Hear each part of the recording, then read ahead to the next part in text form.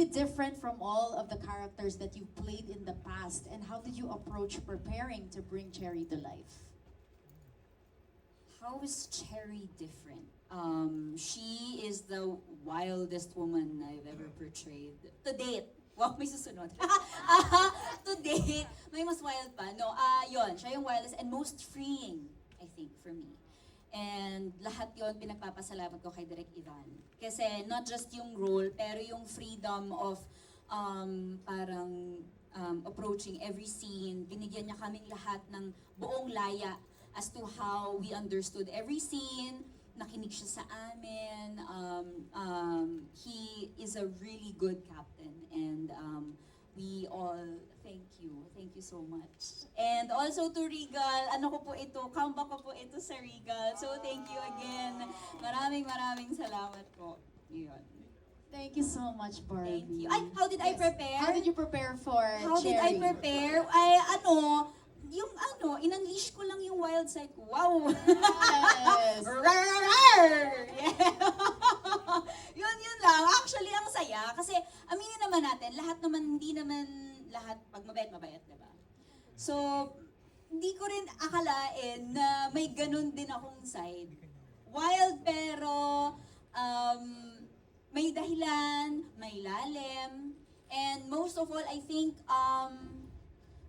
so far, ito yung most mature role ko because we will tackle about marriage eh. Ito yung role ko na kasal na ako agad-agad, umpisa pa lang. So, ito rin yun. So, marami ho talagang pagdadaanan ng pelikula namin and we would all love for all of you to join us in this journey. Thank you so much. Thank you so much, Barbie. We are so excited to see yung yung role mo as Cherry. And ito naman, sa Barkada, of course, for Mika, AC, Sasa, and Mikey. Okay, syempre alam naman natin na medyo mahirap minsan to have chemistry as a Barkada. So we have to know, what was your approach to building your on-screen sisterhood? Ayan na. Ayan na! Okay, kasi ganito yon. Oh, lako. Ito ang podcast. Ito ang totoong podcast. Okay, go. Actually, hindi day one eh. After ng look test. Look test. Oo. Kami, nagkakahiyaan. Yes, sa Oo. chemistry. As in, like, during the look test, you could tell na talagang awkward kami. Awkward kami! Direct was like, dance together, ad-lib, and we Then, couldn't mahal na. Oo. Oo. Yes. Idea ni Barbie na magkita-kita kami na isang inuman. Yes. Ayan na nga. At sino ang nag-organize? Ayan, syempre ako Our nag-host. mother. Ayan, bilang Our tita mother. ng mga to. Nang unang araw pa lang inaate ako ng mga to. Diyos ko po, nakakatita talaga. Pero in character, kasi ako po ang unang kinasal sa buong barkada. Yes, tapos sa totoong Ayan. buhay Si din, Ben. parang tita, ang daming kwento. Yan, Nakakaloka. totoo! Pero, Trauma dump siya sa amin. Nakakaloka. sino bang dahilan ng isa sa mga trauma? Okay, we have to explain. Kwento mo! Ma-overwhelm Oh my God! Okay lang yan. Okay lang yan. Basically, Promo to. naglabasan ng mga sa Okay, mga okay. ako. Kalma. Kita nyo na yung chaos, Sorry, guys. sorry. Ganto yung movie. Okay. Okay, because that night, nung nagplano kaming uminom nga at my place, syempre we're all working together. And from my experience sa acting talaga, diretso kasi akong tao. Kailangan kong sabihin diretso kapag ilang ako sa kan. Kapag kunyari, we were gonna work together, I have to tell you, because that's how I become more sincere also. Kaya ko maging totoo. So, Wala eto na. eme kumbaga. Oo. Diniretso ko si Sasa na parang, alam mo dati nainis ako sa'yo. Correct. Lasing ka na nun, Day. Nakakaloka. Ay, hindi pa. Ako, lasing na ako nun. And then at the moment, parang agad nagpalakpak. Itong si Barbie, si AC tumawa. And then, I had to acknowledge lang na before, it's not a secret naman na hate ako sa isang... Dahil sa thesis, sabihin mo na, Diyos ko naman. Yung thesis. Yung thesis. Di ba may issue kasi siya dati? Nung Ay, pandemic. itong si Sasa, ginawa ng content. Oo, sinakyan ko. Sinakyan Di naman niya. kami close Sabi kasi. ko, sino ba tong Oo. Sasa girl na to? Hindi kami close. Kung sakyan niya yung hate sa akin, parang close ba tayo, te? Ganun talaga. Ganyan. Sabi ko, ganun talaga, noong mga oras na yon medyo nangangailangan pa ako ng maraming clout. Oo. So, clean out, chase kita, girl. Pasensya na. Oo. Pero that's what made us close. So, talking about it that night, Sana nga hindi na lang kita kilinos eh. Ay, nagsisigaw! Annoying mo sa set, totoo lang. oh my God! Charot. Uy, magdi na kayo para sa mga podcast natin. Oo, okay, sige, meron sorry. pa, marami pa. Okay, Huwag lahat nakita tonight. natin yung mga chika. Already, doon nag-start lahat. So, first of many hangouts na din yun at my place. And umabot na din kami sa labas. And yeah, and I think that really helped with our rapport on screen din. Kasi mas hindi na ako nahihiyang hawakan mukha ng mga to, like mag-adlibs in the middle of the scene. Nakatulong, di ba? Close na kami ngayon, nakakainis. Pero yeah, yun po, isa pa lang yun sa mga kwento. Medyo malakas yung tension ng moment, pero winner naman, di ba? Okay, good ending. Good job. Grabe, parang is this a sneak peek of how your barkada is like sa movie? Ano talaga kami, Sneak peek promise. pa lang. Oo, bongga. Mas problematic yung mga pinagagawa namin off-cam. Ay, Oo, off-cam mas promise. problematic kesa dito sa Saving Cherry. Okay, gusto ko malaman. Okay, let's have it one by one. What is your favorite off-screen moment together as the five of you? Anything you'd guys like to share?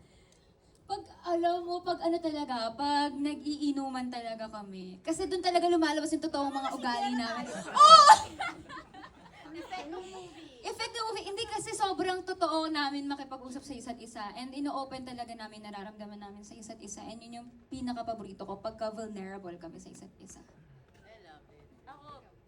Isa sa mga favorite moment ko off-cam, meron kaming kung nakita niyo sa trailer yung nagtatakbuhan kami na scene, syempre, nung tinitake namin yun, pawis na kaming lahat. Yun, syempre, retouch minsan, pero pawis na kami. So, ilang hours na kaming ganun. And then, yung natuyo na yung damit sa pawis, tapos napawisan ulit, tapos matutuyo ulit. Imagine that. Saya, no?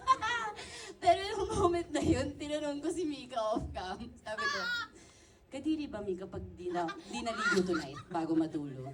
Tapos yung bigat nung sagot sa akin ni Mika, sabi niya, oo, yak! Oo! Yak! So parang, a good 10 minutes, we were all laughing. Pero totoo lang, dead ma ako sa'yo, Mika. Hindi ako naligo ng gabi. Ayun! One of my favorite moments, yun. Tsaka ngayon, nagsasorry muna kami kay Mika every after taping. Pag Oo. hindi mo niligo. Hindi po kami naligo.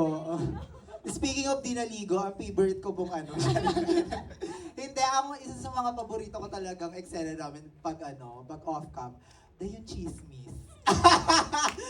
Dahil ang dami naming chismis, ang dami naming tea. Pero I don't know, sige, baka mag-aas muna kami sa production kung may mga pwedeng ikwento. Pero ang tabayanan po sa mga promo week namin, marami po kami ibubulgar. Maraming i-mention na pangalan. Alam niyo na po yung hindi natin sasama sa mga podcast. Hoy! Gosh, thank you, Sasa. Okay, AC Barbie, favorite moments? Favorite moment? Siguro ako, there was one time sa taping na I was going through something and I was off, but I was trying my best to keep it in and not show it. But because of our connection, parang na-sense niyo agad eh.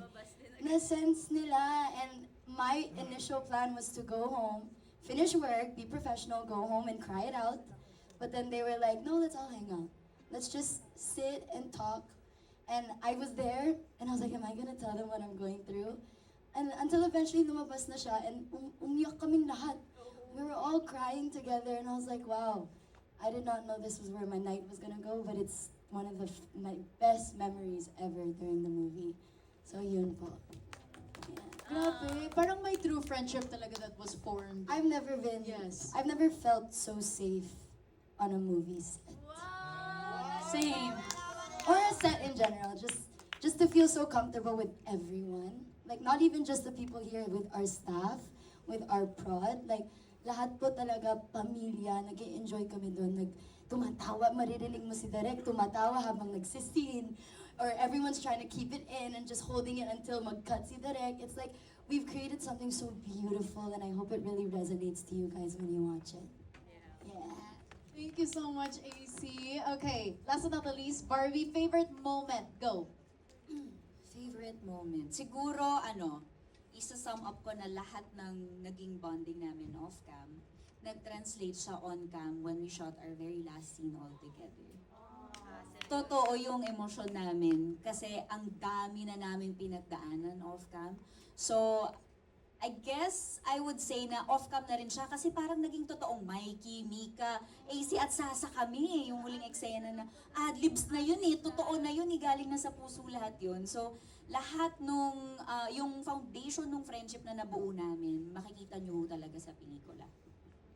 Perfect. I love it. Thank you guys so much for sharing. Wait, gusto namin malaman, anong scene yun? Para we can watch out for that. Gusto namin malaman like, hindi, na walang, medyo malapit siya sa ending.